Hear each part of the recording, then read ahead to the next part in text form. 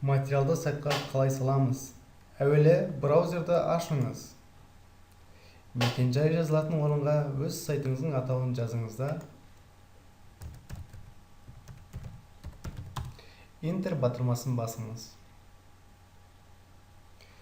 Міне осыдан кейін сайтыңыз ашылады. Сайтқа материал қосу үшін сайт атауынан кейін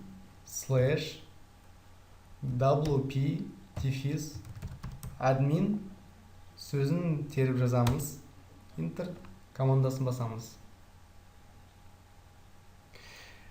Браузер сайттың басқару панеліне кіру үшін құпия сөзбен логин сұрайды. Қазір үлгі бойынша admin және құпия сөзі тереміз.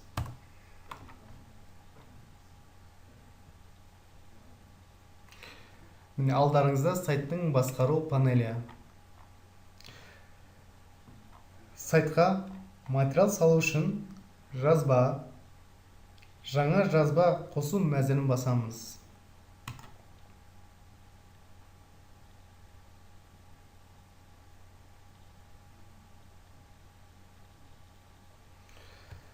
Жазбаның жоғарғы бөлігіне мақалаңыздың тақырыбы, төменгі бөлігіне негізгі мәтін жазылады.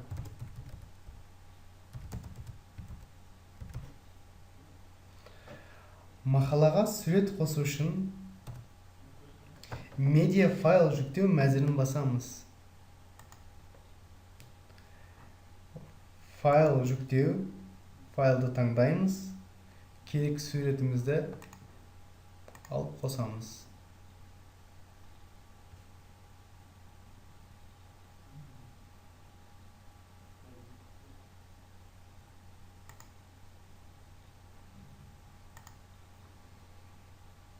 Сурет жүктелді.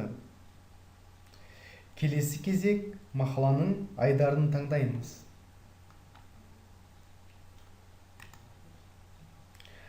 Айдар таңдалған сосын мақаланың кілттік сөздерін қосамыз. Мысалы, мақала спорт жайлы болса, кілттік сөзге мақалада жиі кездесетін сөздерді жазамыз.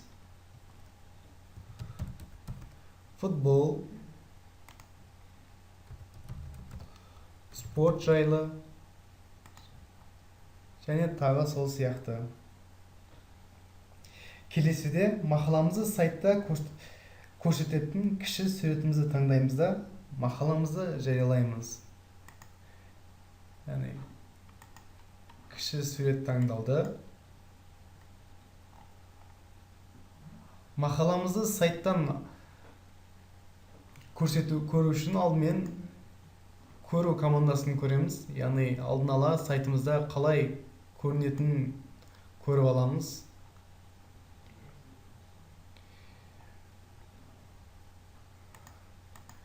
Мақаламызда толық жариялау үшін, яғни жариялау командасын басамыз.